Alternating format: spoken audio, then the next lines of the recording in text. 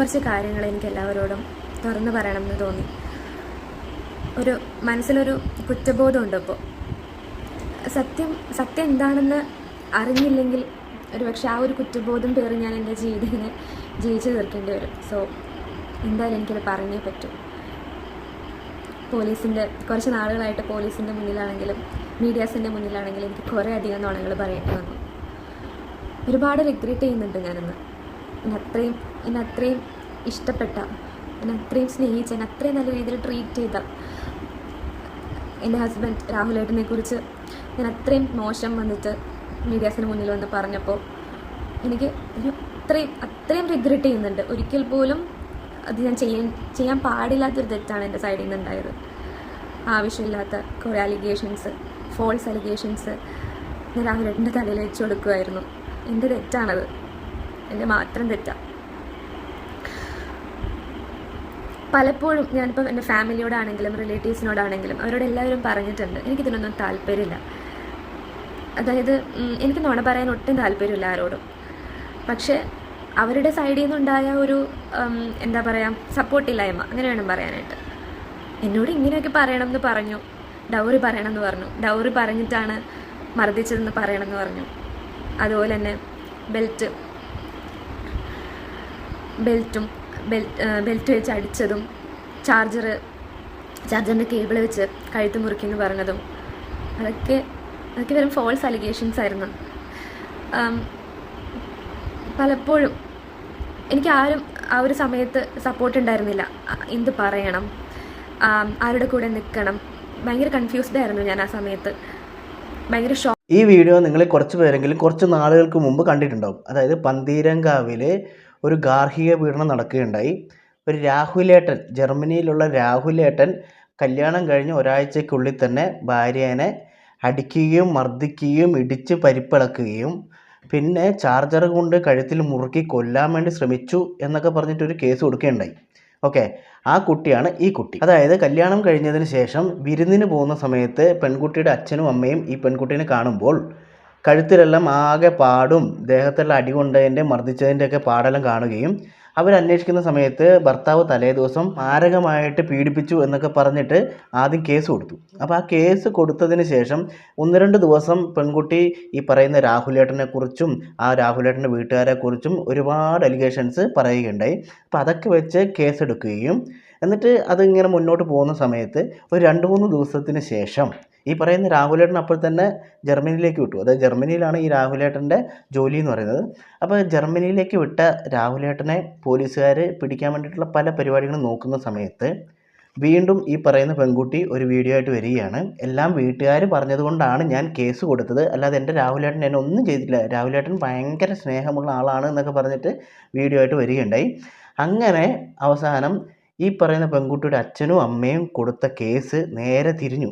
അതായത് അച്ഛനും അമ്മയും നിർബന്ധിച്ച് ഇവരെ കൊണ്ട് കേസ് കൊടുപ്പിച്ചതാണ് എന്നുള്ള രീതിയിലേക്ക് എത്തി. അപ്പോൾ ഈ കേസ് എടുത്തിട്ടുള്ള SIക്ക് വരെ സസ്പെൻഷൻ കിട്ടിയ ഒരു കേസാണ് ഈ പറയുന്ന പന്തീരങ്കാവ് പീഡനം. അവസാനം ഈ പെൺകുട്ടിയും രാഹുലും തമ്മിൽ ഒന്നിക്കുകയും ഇവർ ഈ കൊടുത്തിരിക്കുന്ന കേസ് അത് പിൻവലിക്കേണ്ട ഒരവസ്ഥ വരികയും ചെയ്തിട്ടുണ്ടായിരുന്നു. പിന്നെ ഹൈക്കോടതിയിൽ വന്നു കഴിഞ്ഞപ്പോഴത്തേനും രണ്ടുപേർക്കും പ്രശ്നങ്ങളൊന്നുമില്ല, ഒരുമിച്ച് ജീവിക്കാനാണ് പ്ലാൻ എന്നുള്ള രീതിയിൽ ഇവർ രണ്ടുപേരും ഒരുമിച്ച് ജീവിക്കാൻ വേണ്ടി തുടങ്ങി. അങ്ങനെ ഇരിക്കുന്ന സമയത്താണ് ഇന്നലെ വീണ്ടും ഇവരെക്കുറിച്ചൊരു വാർത്ത വരുന്നത്. ഗാർഹിക പീഡന കേസിലെ പരാതിക്കാരിക്ക് വീണ്ടും ഭർത്താവിന്റെ മർദ്ദനം. പരിക്കേറ്റ ഇവർ ആശുപത്രിയിൽ ചികിത്സയിലാണ്. വീട്ടിലും ആംബുലൻസിൽ വെച്ചും ഭർത്താവ് മർദ്ദിച്ചെന്നും എന്നാൽ പരാതിയില്ലെന്നും യുവതി പോലീസിനോട് പറഞ്ഞു.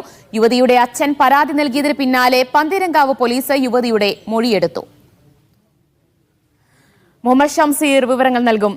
ഷംസീർ, നേരത്തെ ഈ വിഷയം കോടതിയിലെത്തുകയും ഇരുവരും ചേർന്ന് തന്നെ കേസ് റദ്ദാക്കണം അല്ലെങ്കിൽ കേസിനില്ല എന്ന് പറഞ്ഞുകൊണ്ട് ഹർജി അടക്കം നൽകുകയും അത് കോടതി പരിഗണിക്കുകയും ചെയ്തതിനു ശേഷമാണ് ഇരുവരും വീണ്ടും ഒരുമിച്ച് ജീവിക്കാൻ തുടങ്ങിയത്. ഇപ്പോൾ വീണ്ടും മർദ്ദനത്തിനിരയായി യുവതി ആശുപത്രിയിൽ എത്തിയിരിക്കുകയാണ്. അപ്പോൾ ഇതാണ് ഇപ്പോഴത്തെ അവസ്ഥ എന്ന് പറയുന്നത്. സ്നേഹനിധിയായ രാഹുലേട്ടൻ ഇന്നലെ ഈ പറയുന്ന പെൺകുട്ടീനെ വീണ്ടും മർദ്ദിച്ചിരിക്കുകയാണ്. അപ്പോൾ ഇതിൻ്റെ ഇടയ്ക്ക് എത്ര പ്രാവശ്യം മർദ്ദിച്ചിട്ടുണ്ടെന്ന് അറിയില്ല. അപ്പോൾ ഇന്നലെ മർദ്ദിച്ചത് എന്തിനാണെന്ന് വെച്ചിട്ടുണ്ടെങ്കിൽ കറിക്ക് ഉപ്പോ മുളകോ പുളിയോ എന്തോ കുറവാണെന്നും പറഞ്ഞിട്ടാണ് ഇന്നലെ അടിച്ചത്. അപ്പോൾ അടിച്ചിട്ട് വീട്ടിൽ നിന്ന് അടിച്ച് ആംബുലൻസിൽ ഹോസ്പിറ്റലിലേക്ക് കൊണ്ടുവരുന്ന വഴിക്കും ഇടിച്ചു എന്നാണ് പറയുന്നത്. അങ്ങനെ ഹോസ്പിറ്റലിലെത്തി ഇവരെ അവിടെ അഡ്മിറ്റ് ചെയ്തു. അഡ്മിറ്റ് ചെയ്തതിന് ശേഷം അപ്പോഴും ഈ പറയുന്ന ഈ പെൺകുട്ടിയുടെ അച്ഛനും അമ്മയുമാണ് ഈ ഹോസ്പിറ്റലിലേക്ക് വന്നത്. അന്ന് ഇവരെ മാധ്യമങ്ങളുടെ മുമ്പിലും കേരള ജനതയുടെ മുമ്പിലും ആകെ നാണം കെടുത്തിയ ഒരു പെൺകുട്ടിയാണ് ഈ പറയുന്ന ആൾ. ഓക്കെ, അന്ന് അച്ഛനെ അമ്മേനെയും തള്ളി പറഞ്ഞാണ്. അച്ഛനും അമ്മയും നിർബന്ധിച്ചിട്ടാണ് കേസ് കൊടുത്തത്, അങ്ങനെ ഒരു പീഡനവും നടന്നിട്ടില്ലായിരുന്നു, വെറുതെ പറഞ്ഞിട്ടുണ്ടാക്കിയതാണ് എന്നൊക്കെ പറഞ്ഞിട്ട് കേസ് കൊടുത്തതാണ്. അപ്പോൾ ഇന്ന് ഇങ്ങനൊരു അവസ്ഥ വന്നപ്പോഴും ഇവരെ രക്ഷിക്കാൻ വേണ്ടി ഈ അച്ഛനും അമ്മയാണ് ഇപ്പോൾ ഓടി വന്നിട്ടുള്ളത്. ഈ അച്ഛനും അമ്മയും വന്നതിന് ശേഷം ഇവർ ഇപ്പം മർദ്ദിച്ചു എന്നും പറഞ്ഞിട്ട് കേസ് കൊടുത്തപ്പോഴത്തേക്കും ഈ പറയുന്ന പെൺകുട്ടി വീണ്ടും വന്ന് പറയാണ് എനിക്കൊരു പരാതി ഇല്ല എന്നുള്ളത്.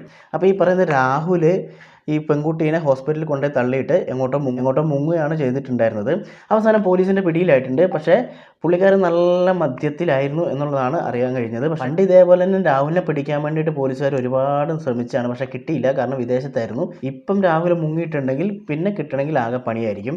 പിന്നെ പെൺകുട്ടിക്ക് പരാതി ഇല്ലെങ്കിലും ഇതേപോലുള്ള മർദ്ദനങ്ങൾ ഏറ്റിട്ടുണ്ടെങ്കിൽ നമ്മുടെ ഹോസ്പിറ്റലിൽ നിന്ന് ഒരു പരാതി കൊടുത്തിട്ടുണ്ടെങ്കിൽ കേസെടുക്കാൻ പറ്റുന്നതാണെന്നാണ് എനിക്ക് തോന്നുന്നത്. അപ്പോൾ ഇനിയും ഇതേപോലുള്ള പ്രശ്നങ്ങൾക്ക് മുതിരാതിരിക്കാൻ വേണ്ടിയിട്ടുള്ള എന്തെങ്കിലും ഒരു നടപടി സ്വീകരിച്ചില്ലെങ്കിൽ വീണ്ടും ഇതേപോലെ തന്നെ വീട്ടിൽ പോകും, വീണ്ടും അടി കിട്ടും, ആ ഒരു രീതിയിലേക്ക് മാറുന്ന ഒരു അവസ്ഥയായിരിക്കും ഉണ്ടാവുക.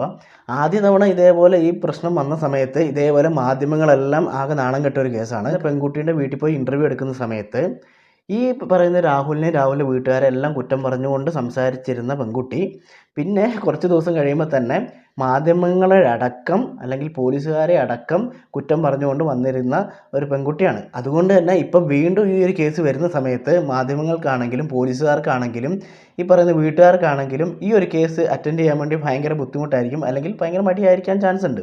കാരണം അന്ന് ഈ പറയുന്ന പെൺകുട്ടി വാക്ക് മാറിയ സമയത്ത് വന്നിട്ടുണ്ടായിരുന്ന ഒരു വാർത്ത നമുക്കൊന്ന് കണ്ടുനോക്കാം. കേസ് റദ്ദാക്കണമെന്നാവശ്യപ്പെട്ട് പ്രതി രാഹുൽ പി ഗോപാൽ നൽകിയ ഹർജി ഹൈക്കോടതി ഇന്ന് പരിഗണിക്കും. രാഹുലും പരാതിക്കാരിയായ ഭാര്യയും ഹൈക്കോടതിയിൽ നേരിട്ട് ഹാജരാകും. ഭാര്യയുമായുള്ള തെറ്റിദ്ധാരണ പരിഹരിച്ചുവെന്നും ഒരുമിച്ച് ജീവിക്കാൻ തീരുമാനിക്കുന്നുവെന്നുമാണ് രാഹുൽ പറയുന്നത്. പന്തീരങ്കാവ് കേസ് നമ്മളെല്ലാവരെയും കുറച്ച് കറക്കിയ കേസാണ്.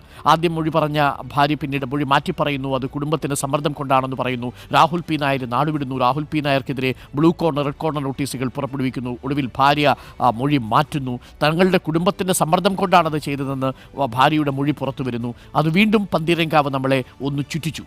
ഇപ്പോൾ രാഹുലും ഭാര്യയും ഇന്ന് ഹൈക്കോടതിയിലെത്തും. ഞങ്ങൾക്ക് ഒരുമിച്ച് ജീവിക്കണം, എല്ലാ തെറ്റിദ്ധാരണയും മാറി എന്നുള്ളതാണ്. പിന്നെന്തിനായിരുന്നു ഈ പൊല്ലാപ്പെന്നൊരു ചോദ്യം പ്രേക്ഷകർക്കുണ്ടാവും അല്ലേ? പക്ഷേ അത് ഓരോ മനുഷ്യരും കടന്നു പോകുന്ന മാനസിക വ്യാപാരം. എന്തായാലും സ്നേഹനിധിയായ രാഹുലേട്ടൻ വീണ്ടും ഈ ഒരു കേസുമായിട്ട് മുന്നോട്ട് വന്നിട്ടുണ്ട്.